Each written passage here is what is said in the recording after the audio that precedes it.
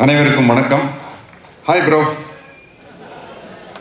நானும் ஆர்ஜே பாலாஜி ஒருத்தர் ப்ரோன்னு தான் கூப்பிட்டுருக்கோம். ஏன்னா அப்போ தான் நம்ம யூத்தோட மிங்கிள் ஆக முடியும். முதல்ல கொஞ்சம் யோசிச்சாரு, நான் ஹாய் ப்ரோ அப்படின்னு அவர் என்ன திருப்பி கூப்பிட ஆரம்பிச்சிட்டாரு. அந்த மாதிரி ஒரு யூத்தான டீம். நம்ம ராஜன் சார் பேசும்போது சொன்னார், புரட்சி தலைவர் எம்ஜிஆருடைய அன்புக்கு பாத்திரமானவர் ஐசரி வேலன் அவர்கள். எனக்கு ரொம்ப நாளாக ஒரு டவுட்டு, இந்த ஐசரிங்கிறது எப்படி வந்தது எனக்கு தெரியல. கணேஷ் சார்கிட்டயே கேட்கணும்னு நினச்சிக்கிட்டு இருந்தேன். இன்னைக்கு கரெக்டாக ராஜன் சார் சொல்லிட்டாரு, ஐசரி நான் சரியானவன் இல்லையா. ஐசரி கணேசன் அவர்கள் அப்போ வந்து ஐசரினா அவர் சரியான மனிதர் அப்படின்னு தான் அர்த்தம். சரியான மனிதனுக்கு உதாரணம் வந்து நிறையா உதவி செய்கிறது. அது உங்கள் அப்பா கிட்ட இருந்து நீங்கள் கற்றுக்குவீங்க. அவர் இருந்த இடம் புரட்சி தலைவர் எம்ஜிஆர் கிட்ட. அதனால வந்து அந்த வள்ளல் குணம் உங்ககிட்ட இருக்கிறதுல அரிசியுமே இல்லை. வாழ்த்துக்கள்.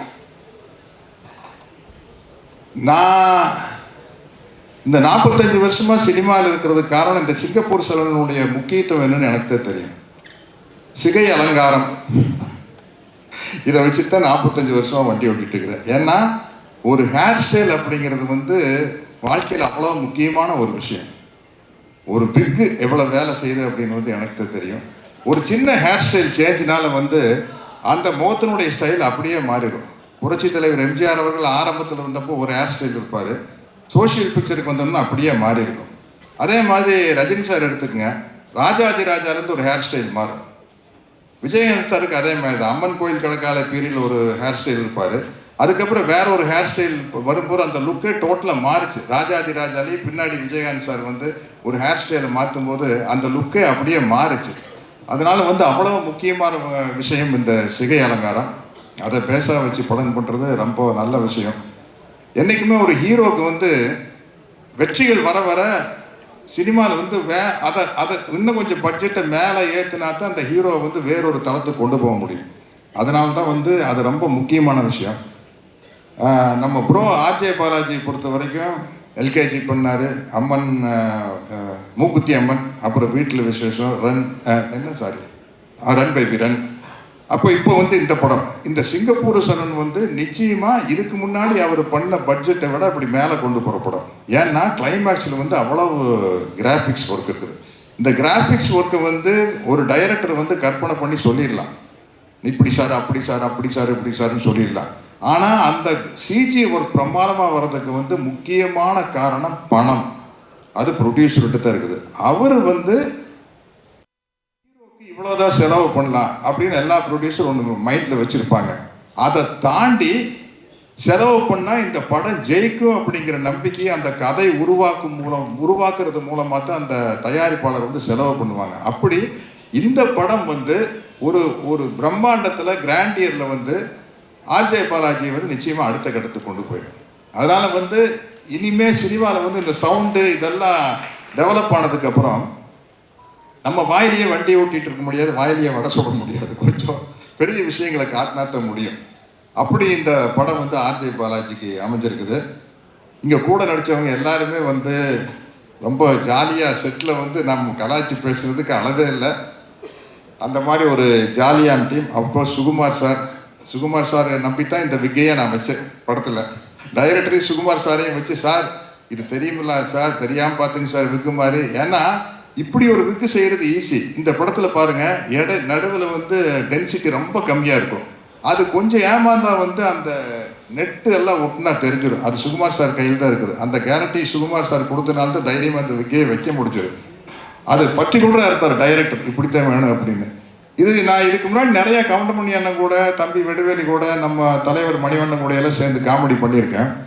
பட் நானே தனியாக கொத்தையாக ஒரு காமெடி பண்ணி நடிச்சதுன்னா அது இந்த படமாக தான் இருக்கும். கிட்டத்தட்ட ஒரு இன்டர்வல் சீன் வந்து திருவிளையாடல் நாகேஷ் சார் மாதிரி, ஐயோ தனியாக புலவை விட்டானே அப்படிங்கிற அளவுக்கு நம்மளே பேசி நடிக்கிற மாதிரி ஒரு சீன். அதை வந்து தைரியமாக எனக்கு இப்படி ஒரு கேரக்டர் கொடுத்த டைரக்டர் கோகுல் சாருக்கு என்னுடைய மிகப்பெரிய நன்றியை தெரிவிச்சுக்கிறேன். ஏன்னா எல்லா விஷயமே வந்து டைரக்டர்கிட்ட இருந்து அப்ரூவல் வந்தால் தான் முடியும். நம்ம ஒரு டைலாக் எழுதி கொடுக்குறாங்க, தகுடங்கண்ணே தகுடு அப்படிங்கிற டைரக்டர் வந்து இல்லை சார் 2 தடவை சொல்ல வேண்டாம் சார், ஒரு தடவை சொன்னால் போதும் சார் அப்படின்னா கிட்டத்தட்ட எனக்கு ஒரு 7-8 கோடி ரூபா போயிருக்கும். அதுக்கப்புறம் தான் நம்மளுக்கு ஒரு மார்க்கெட் வருது இல்லையா. அந்த ஒரு சின்ன விஷயம் டைரக்டர்கிட்ட இருந்து ஒரு சின்ன அப்ரூவல் கிடைப்பதன் மூலமாக தான் ஒரு நடிகர் வந்து எங்கேயோ போக முடியும். அப்படி பல இடத்துலேருந்து நான் வந்து என்னை விட மூத்தவர்கள்ட்டையும் எடுத்துக்குவேன், என்னை விட இளையவர்கள்ட்டையும் எடுத்துக்குவேன். உண்மையிலேயே நான் கதாநாயகனாக நடிச்சிருந்தப்ப என்னை கெஸ்ட் ரோல் கேட்கல வந்து நான் ரொம்ப யோசிப்பேன். கஷ்டப்பட்டு ஹீரோ ஆகிருக்கிறோம், வில்லனாக நடிச்சு இப்போ போய் கெஸ்ட் ரோல் பண்ணோம், ஒரு கேரக்டர் பண்ணோம் அப்படின்னா வந்து இந்த ஹீரோ இடத்தை தக்க வைக்காமல் விட்டுருவோம் அப்படின்னு ஒரு பயம் இருந்தது. இப்போ கேரக்டர் ரோல் நடிக்கிறீங்க கூட ஒரு கெஸ்ட் ரோலுக்கு போகிறதுனா வந்து ரொம்ப யோசிப்பேன். அதுக்கு எனக்கு ஒரு தைரியத்தை, உதாரணமாக எனக்கு ஒரு தைரியத்தை கொண்டு வந்து கொடுத்தது வந்து விஜய் சேதுபதி தான். அவருக்கு அந்த மக்கள் செல்வன் அப்படிங்கிற பொருத்தம் ரொம்ப ரொம்ப பொருத்தம். அவர் வந்து அந்த அளவுக்கு வந்து எவ்வளோ பேர் ரசிகர்கள் வந்தாலும் சளைக்காமல் அவங்களோட ஃபோட்டோ எடுத்து முத்தம் கொடுத்து, அதைத்தான ரசிகர்கள் நம்மக்கிட்ட எதிர்பார்க்குறாங்க இல்லைங்களா? நமக்கு வந்து அவங்க பணம் கொடுத்து டிக்கெட் வாங்கி கிட்டத்தட்ட சொல்ல போனால் நம்மளுக்கு சோறு போடுறவங்க ரசிகர்கள் தான். அவங்க மேலே தோள் மேலே கை போட்டு ஒரு சளைக்காமல் நம்ம ஃபோட்டோ எடுத்துக்கிறது வந்து ரொம்ப முக்கியமான விஷயம்.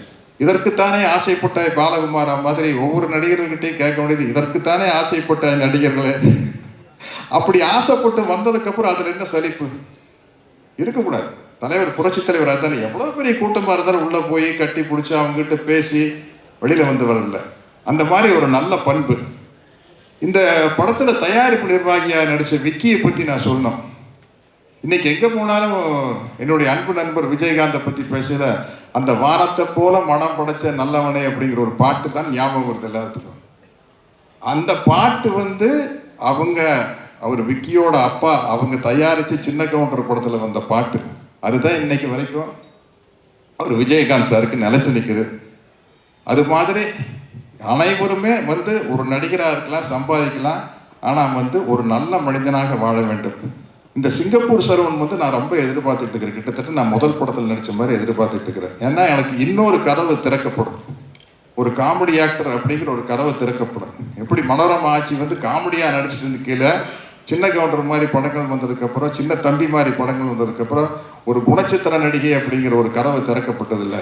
ஒரு நடிகனுக்கு எப்பவுமே கதவுகள் திறக்கப்படணும். அது மாதிரி ஒரு சத்யராஜ்னா ஒரு கட்டப்பா அப்படிங்கிற ஒரு கதவு திறக்கப்படுது. இந்த படத்தில் வந்த சக்கரபாணிங்கிற கேரக்டர்னால இன்னொரு கதவு திறக்கப்படும். அந்த கதவை திறந்தது காரணமானவர் நம்ம இயக்குனர் கோகுல் தான். அவருக்கு என்னுடைய நன்றி சொல்லிக்கிறேன். நம்ம 2 பேரும் மிமிக்ரி வேற எங்கேயாச்சும் வச்சுக்கலாம்ல, நிறையா பேர் பேசணும். எல்லாருமே வந்து புரட்சி தலைவருடைய துப்பாக்கி சூட்டுக்கு அப்புறம் வர வாய்ஸில் தான் பேசுவாங்க. நானும் ரோபோ சங்கர் தான் அவருடைய பழைய ஒரிஜினல் வாய்ஸில் பேசுவோம். அந்த காம்படிஷன் எங்களுக்குள்ள நடந்துக்கிட்டே இருக்கு. என்னை நம்பாமல் கெட்டவர்கள் நிறைய உண்டு, நம்பி கெட்டவர்கள் இன்று வரை இல்லை. ஓகேங்களா? பலமில்லாத மாடு, உட முடியாத கலப்பை, அதிகாரம் இல்லாத பதவி, இவைகளை என்றுமே நாங்கள் விரும்புவதில்லை. ஓகேவா? எல்லாருக்கும் வணக்கம். அந்த கமெண்ட்ஸுக்கும் எனக்கும் சம்மந்தமே இல்லை, நான் பேசி வச்சு சொல்லலை, ஆரம்பத்திலே சொல்லிடுறேன். பட் இது எனக்கு ரொம்ப சந்தோஷமாக இருக்குது. ஏன்னா ஒரு ஆடியன்ஸாக இந்த ஸ்க்ரீனில் உட்காந்து நிறைய படம் நான் நடித்த ஒரு படத்துக்கு வந்து இந்த ஸ்டேஜ் ஏறி உங்களாருக்கும் பேசிகிட்டு இருக்கேன். ஸோ எனக்கு இது ஒரு dream come true. So thanks to every one for your support. And இந்த படத்தில் சான்ஸ் கொடுத்த எல்லாருக்குமே ரொம்ப நன்றி. 2 இயர்ஸ் முன்னாடி பாலாஜி நான் ஃபஸ்ட்டு கூப்பிட்டு சொன்னார், இந்த மாதிரி ஒரு கதை கேட்டேன், பஷீர்னு ஒரு கேரக்டர் ரொம்ப நல்லாயிருக்கும், நீ பண்ணால் நல்லாயிருக்கும் அப்படின்னு சொன்னார். அப்புறம் வந்து கோகுல் சார் கூப்பிட்டு ½ அன் ஹவர் நரேஷன் தான் பிளான் பண்ணார். ஆனால் ஆரம்பித்து 2 பேரும் சிரிச்சு ஒரு 2.5 hours 3 hours பேசியிருப்போம்னு நினைக்கிறேன். சார் சத்தியமாக நான் சொல்கிறேன் சார், உங்கள் நரேஷன் ஸ்டைலுக்கு யாரு கதை கேட்டாலும் கண்டிப்பாக ஓகே சொல்லிடுவாங்க சார். ஏன்னா சிரிச்சு நாங்கள் ப்ளீஸ் ஒரு 3 hours கிட்டே பேசியிருப்போம் சார். நான் யாருன்னு கூட அவருக்கு தெரியாது, என் படம் கூட அவர் பார்க்கல, ஆனால் ரொம்ப கேஷுவலாக பேசினார், 3 hours பேசினார், ரொம்ப ஹாப்பியாக இருந்தது. அண்ட் இந்த படத்தில் வந்து நிறைய கிரேட் ஆக்டர்ஸோட ஒர்க் பண்ணியிருக்கேன். பாலாஜினா, Meenakshi, and robo Shankar sir, John Vijay sir, நிறைய பேர் இருக்காங்க. பட் மை ஃபேவரட் எனக்கு எப்போவுமே வந்து சத்யராஜ் சார் தான். ஏன்னா சின்ன வயசுலேருந்து எங்கள் வீட்டில் நான் சாப்பிடலன்னா 100வது நாளில் உங்களுடைய அந்த சீனை காமிச்சு தான் சார் பயமுறுத்தி சாப்பாடு ஊட்டி விடுவாங்க. அவரோட வந்து எனக்கு ரொம்ப பயம். ஏன்னா அவர் ஃபர்ஸ்ட் டே செட்டில் பார்க்கும்போது அவர்கிட்ட எப்படி பேசுறது, எப்படி அப்ரோச் பண்ணுறதுன்னே தெரியல. ஆனால் ஒவ்வொரு சின்ன சீனாக இருந்தாலுமே, ஒரு சின்ன டைலாகாக இருந்தாலுமே அவ்வளோ மெனக்கெட்டு அவரே ப்ராக்டிஸ் பண்ணி ஒவ்வொரு விஷயம் பண்ணுறதை பார்க்கும்போது ரொம்ப இன்ஸ்பைரிங்காக இருந்தது சார். நான் 1 படம் 2 படம் தான் பண்ணியிருக்கேன். பட் உங்களை பார்த்து கண்டிப்பாக அந்த டிசிப்ளினும் இதுவும் எனக்கு இருக்குமான்னு தெரியல. பட் கண்டிப்பாக ரொம்ப இன்ஸ்பைரிங்காக இருந்தது சார். Thank you so much. எனக்கு ஸ்பேஸ் கொடுத்து கூட ஒர்க் பண்ணதுக்கு ரொம்ப நன்றி சார். அண்ட் இந்த படத்தை ப்ரொடியூஸ் பண்ண Ishari Ganesh sir, Ashwin bro, and release பண்ண ரெஜாண்டுக்கும் ரொம்ப நன்றி. ஒரே ஒரு விஷயம் சொல்லணும், சுகுமார் சார் வந்து எதுவுமே பேசலை, இங்கே பேசுறாரு அப்படின்னு சொன்னார். ஆனால் படம் ஃபுல்லாக ஃபர்ஸ்ட் டேலேருந்து நான் ஓட்டி என் பேர் பஷீர் இந்த படத்தில். ஆனால் ஒரு நாள் கூட நான் அவர் பஷீர்னு கூப்பிட்டதில்ல. அமீர், ஆசிஃப், அவர் வாயில என்ன பேர் வருமோ என்ன ஃபுல்லாக கடைசி நாள் தான் கிட்ட சொன்னார், எனக்கு தெரியும் உன் பேர் பஷீர் தான், வேணும்ட்டே உனக்கு கூப்பிடல, உனக்கு கலாய்ச்சிட்டு இருந்தேன், கடைசி நாள் தான் சொன்னார். So thank you so much sir, உங்கள் கூட ஒர்க் பண்ணது ரொம்ப ரொம்ப சந்தோஷம். அண்ட் விவேக் மர்வின், அவங்கள பற்றி சொல்ல தேவையில்ல, அவங்க சாங்ஸ் எல்லாமே நம்மளோட பிளேலிஸ்ட் வந்து ரூல் பண்ணிட்டு இருக்கோம். அண்ட் இந்த விழாக்கு வந்து Siva sir and Vijay Sethupathi sir, thank you so much எங்கள் விழாக்கு வந்ததுக்கு. அண்ட் அவ்வளோதான் நினைக்கிறேன். இந்த படத்தில் நிறைய டான்சர்ஸும் ஒர்க் பண்ணியிருக்காங்க, நீங்கள் பார்த்துருப்பீங்க சாங்லேயும் அண்ட் ட்ரெய்லர்லையும். அவங்க எல்லாருக்குமே ரொம்ப ரொம்ப நன்றி. ஏன்னா அவங்க தான் வந்து ஒரு ஃபுல் எனர்ஜி இந்த செட்டில். அண்ட் கடைசியில் பாலாஜினா, சாரி எங்களுக்கு ஒரு கொஞ்சம் இமோஷனல் பாண்டிங் ஒன்று இருக்குது, அதனால் அவரை பற்றி பேசும்போது கொஞ்சம் ஒரு செகண்ட் இமோஷன் ஆகிடுவேன். பட் எனக்கு வந்து இந்த படத்துலேருந்து கிடச்ச பெரிய விஷயம் வந்து பாலாஜினாவோட அந்த ஒரு எல்டர் பிரதர் எனக்கு கிடச்சிருக்காரு. பிகாஸ் ஒவ்வொரு நல்ல விஷயமா இருந்தாலும் கெட்ட விஷயமா இருந்தாலும் சரி, ஃபஸ்ட்டு நான் அவர் தான் கூப்பிடுவேன். எனக்கு ஒரு கைடிங் பர்சனாக இருக்காரு. ஸோ அவருக்கு ரொம்ப நன்றி. லவ்யூனா ஒரே ஒரு இடம், நீங்கள் கிரிக்கெட் ஆடும்போது போங்க அடிக்கும் போது மட்டும் டோன்ட் லவ்யூனா, மற்றபடி எப்பவுமே லவ்யூனா. ஸோ இந்த வாய்ப்பு கொடுத்ததுக்கு ரொம்ப ரொம்ப நன்றி. அண்ட் எல்லாருமே Jan 25 தியேட்டரில் அந்த படத்தை பார்த்து சப்போர்ட் பண்ணுங்கள். Thank you so much. வந்திருக்கக்கூடிய பத்திரிகை தொலைக்காட்சி ஊடக நண்பர்கள் வணக்கம், மேடையில் இருக்க எல்லாருக்குமே வணக்கம். ஒரு நல்ல ஒரு ஆப்பர்ச்சுனிட்டி கொடுத்த தயாரிப்பாளருக்கு நன்றி. அண்ட் ஆர்ஜே பாலாஜி ப்ரோ, நான் வந்து கூப்பிடுவார், ஹாய் விஜய்படி, அப்படியா, அது சொல்கிறேன் அரசு வரேன். எனக்கு வந்து லாஸ்ட் 1 இயராக வந்து கொஞ்சம் சிக்காக வந்து எந்த படமும் நடிக்கலை. அதுக்கப்புறம் இந்த 2024 எனக்கு ஒரு பெரிய மீண்டும் ஒரு பாலகுமார் அவை கொடுத்த எங்களுடைய வாத்தியார், நான் போய் செல்லாமல் வாத்தியார் தான் கூப்பிடுவேன். ஏன்னா என்னுடைய உடல் மொழியை மாற்றினவர் அவர் தான். அதுக்கு முன்னாடிலாம் ஒரு மிமிக்ரி ஆர்டிஸ்டாக இருந்து அந்த பாலகுமாரில் தான் என்னுடைய உடல் மொழியை மாற்றினவர். ஸோ அவருடைய வாய்ஸ் வந்து இங்கே பேசணும் அப்படின்னு ரொம்ப தடவை சொல்லிக்கிட்டே இருந்தார். எப்படின்னா ஷார்ட் வச்சா நம்ம வந்து ஒரு ரியாக்ஷன்னா 9 ரியாக்ஷன் கொடுப்பேன் நான். அவர் வந்து அப்படி மானிட்டரில் உட்காந்துருப்பார். ஷங்கர் ஷங்கர் கொஞ்சம் குறைச்சிக்கலாம் ஷங்கர், ஏன்னா பக்கத்தில் சத்யராஜ் சார்லாம் இருக்காங்க ஷங்கர், எல்லோரும் ஃப்ரேமில் இருக்காங்க, ஃபோக்கஸ் ஃபுல்லாக உங்கள் மேலே வருது ஷங்கர். ஒரு எக்ஸ்பிரஷன் கொடுனா 64 எக்ஸ்பிரஷன் கொடுத்தா நான் என்ன பண்ணுவேன் ஷங்கர்? ஏன்னா ஷங்கர் உங்களுக்கான ஃப்ரேம் வரும், அப்போ நீங்கள் வால்யூம் ஏற்றிக்கலாம் ஷங்கர் அப்படிம்பாரு. ஸோ அந்த மாதிரி ஸ்பேஸ் கொடுத்த எங்களுடைய வார்த்தை, நான் எப்பயுமே அவர்கிட்ட சொல்கிறது ஒன்று தான், நம்ம ஒரு இடத்துக்கு போகிறோம்னு வச்சுக்கோங்களேன், அந்த இடம் நமக்கு சரியாக தெரியலை அப்படின்னா நம்ம எதை சர்ச் பண்ணுவோம்? கரெக்டான இடத்துக்கு போய் சேரணும்னா கூகுளில் சர்ச் பண்ணுவோம். அதே மாதிரி ஆக்டிங்கில் நம்ம ஒரு வந்து சரியாக வரல அப்படின்னா நம்ம ஒரு கரெக்டாக ஒரு தேடணும்னா நம்ம வந்து தேட வேண்டிய ஆளுக்கு கூகுளில் சர்ச் பண்ணணும். இது ஒரு நல்ல பஞ்சுன்னு வந்து இப்போ பிளான் பண்ணிட்டு வந்தேன். அதே மாதிரி இந்த மேடையில் இருக்கக்கூடிய அன்பு சகோ விஜய் சேதுபதி சகோ சாருக்கும் என்னுடைய மனமார்ந்த நன்றி. சத்யராஜ் சாருடைய ஃபஸ்ட்டு காம்பினேஷன் உண்மையிலே அவர் பெரிய லெஜெண்டு.